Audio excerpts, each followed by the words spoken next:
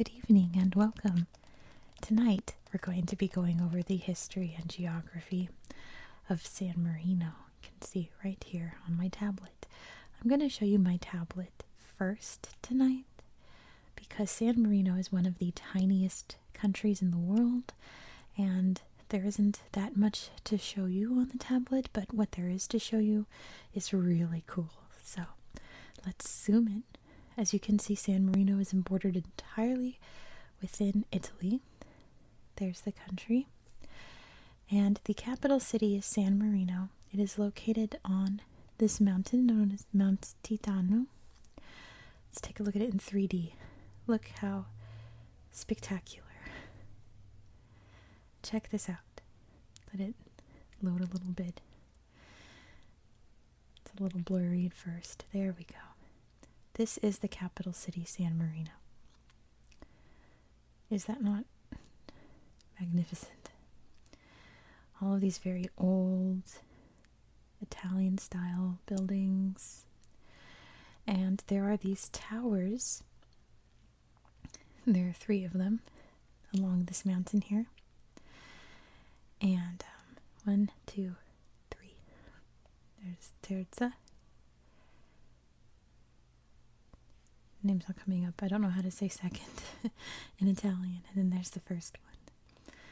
That's what's featured on their flag. So that's a better view of just how steep this big old mountain is and how beautiful it is. So let me show you some pictures of San Marino up here. Big tower. And this is the main square in the city of San Marino.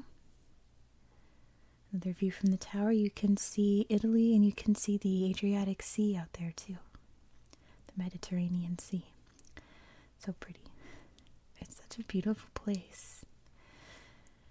And yes, there is also, if you saw my Liechtenstein video, they have one of these too. Which means I'm going to have to go to Europe at some point and visit Liechtenstein and San Marino and see who has the best tree climbing park. Ooh, do you see that? That person there? I could never do that.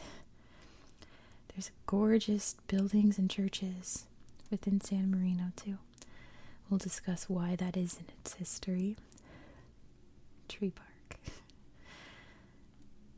It's a gorgeous little place. Look at the mountains in the distance. The mountain range that it's in is the Apanine Mountains in northern Italy. The mountains pretty much just cut through right here, and there's a little bit more over here, and there's lots of little bitty valleys throughout the country where there's little rivers in between, and lots of other cities and stuff too. So let me show you on my actual map to show you more details of the landscape. Right. So here is little San Marino. You can see entirely bordered within Italy. Over here is Mount Titano with San Marino atop it. This little airstrip here, this is sort of deceiving. There's not really an airport in San Marino. We can see all the other different towns and even some other physical landmarks.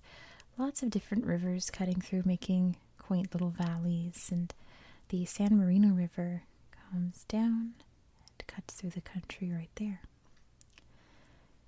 And let's see, there's lots of other cities and different areas. We'll go over them in history. Serravalle up here is actually the largest city in San Marino, since you saw how perilous and unable to expand the city of San Marino is. And for the most part, that's pretty much it for geography. It's a beautiful place, but it's very tiny. So let's get into history. You're not going to believe how this country began. So, in the year 297, there was a guy that lived on the Dalmatian coast of Croatia named Marinus. He was a Christian, and Christians were pretty hotly persecuted at this time, especially over in what's now Croatia. That's where the current, at the time, Roman Emperor Diocletian was from, and he was not too fond of Christians.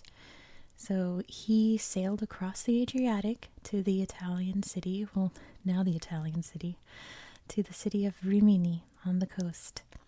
While he was there, a lady approached him and said, "You're my husband, aren't you?" And he said, "No, I'm, preparing to be a Christian monk. This is like I don't have a spouse." And she said, "Yes, you are. You're my husband." And every account I read listed her as like there's one that just said she was crazy. Like she was very adamant. So he fled the city to Mount Titano and decided to live there as a hermit and set up his own little private place to live and worship. Over time, other people heard about this guy living up on this big rock, and other Christians were coming there and like, "Hey, like we're going through like persecutions and unjust things as well. Could we stay here?" He said, "I suppose." And he was eventually made Saint Marinus or San Marino. And this area just kept growing and growing in population of people who left their homes to escape whatever they needed to escape from and live on this big old rock. And eventually, San Marino was established in the year 301. It is most likely the oldest established country, which is still like doing its own thing since it was established. They were known as like the mountain people, like those weird Christians living up on the rock. When the lady that actually owned this big mountain heard that there were people living there, she actually thought it was pretty cute and told the people there that they should keep living that way for as long as possible and just exist together in their own little commune up there. In 1243, they established the Captain's Regent.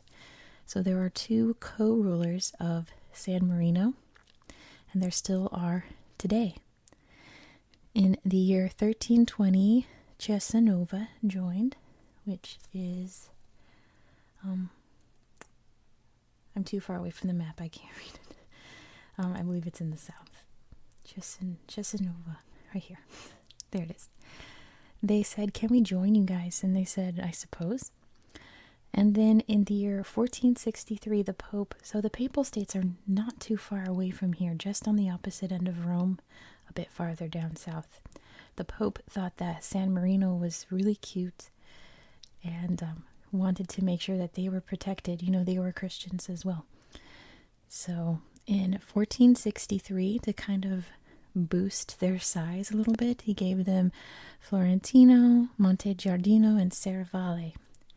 Kind of more of the northern areas up here. In that same year, Faetano was like, "Hey, can we join you guys?" And that's Florentino. Anyway, Faetano said, "Can we join you guys?" They said, "I suppose." And thus we have the borders of San Marino as we know them today, and it has not changed since 1463.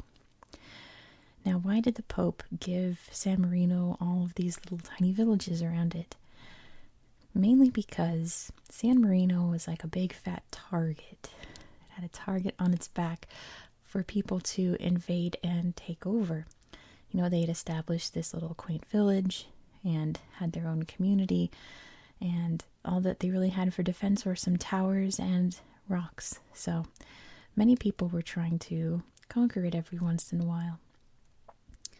Most notably, in 1543, a huge invasion force came down to try to conquer San Marino, but it got really foggy and they got lost and they went home. And now that's marked as a holiday in San Marino. It became so threatened from various other different forces that the Pope in 1631 declared San Marino an independent state. And in 1740, when another force from Ravenna invaded, like occupied it basically, the Pope at the time reinforced that and said, "No, this is an independent nation. They're not just some random territory that you can decide to claim because you showed up there and said so. They're their own thing." And it has been ever since. flash forward a bit to Napoleon. Napoleon thought San Marino was really cute and really liked the fact that they held a lot of the ideals that the French Revolution had of just the rule of the people, no aristocracy. I mean, there were like in prominent families, of course, but nothing like there was in France or definitely not in Italy. So he told them, you know, hey, if you just like don't aggravate me, I'm going to leave you guys alone and you can be your own thing. That's your prize, is that I won't invade you. And they were like, okay.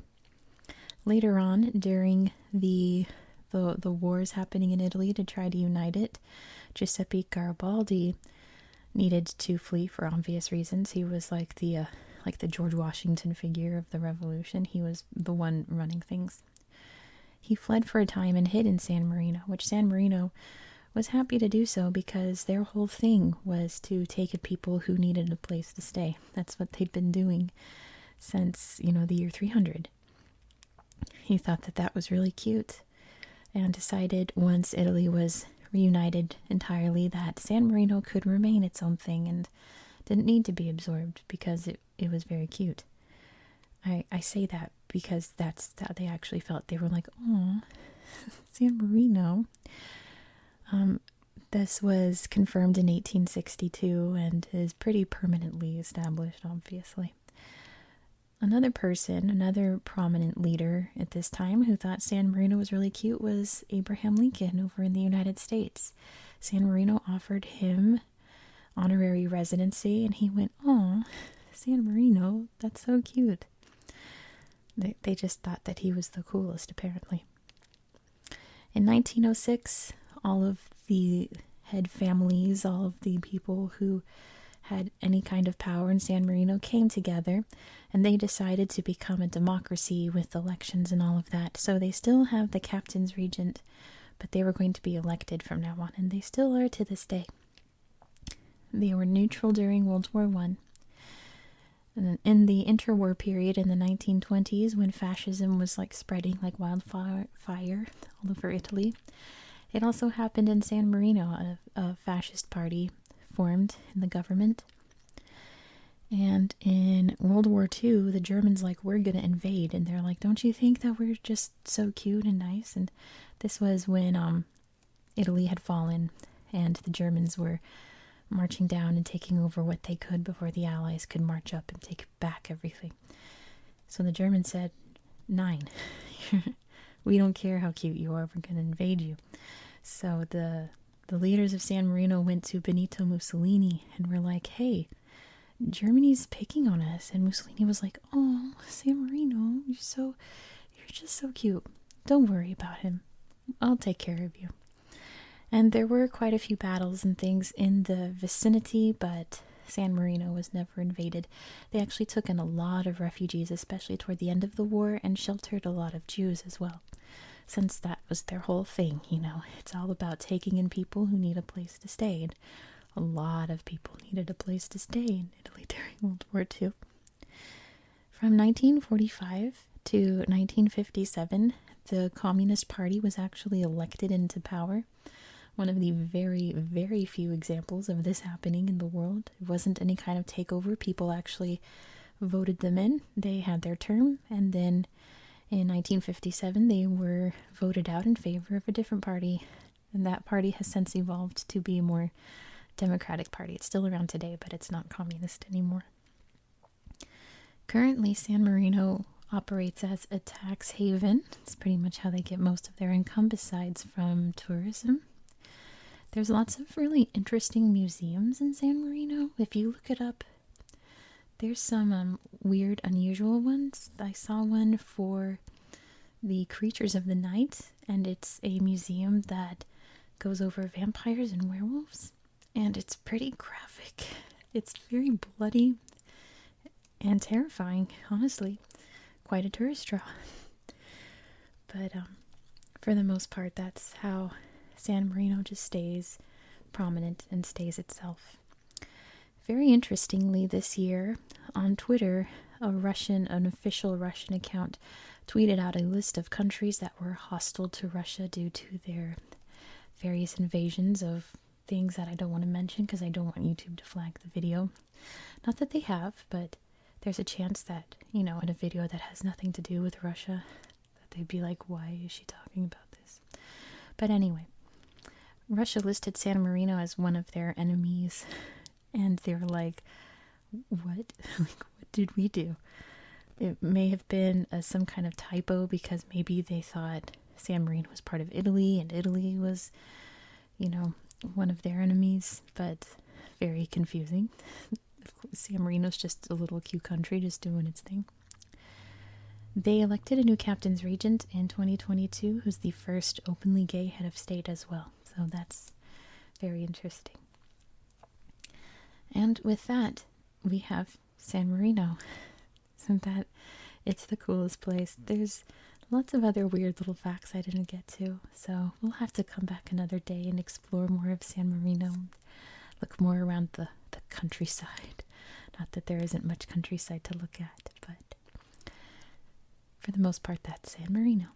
So thank you so much for watching. Sorry this was kind of a short one, but it's a little country. I hope you found this video relaxing and educational, and I hope that you have a very good night.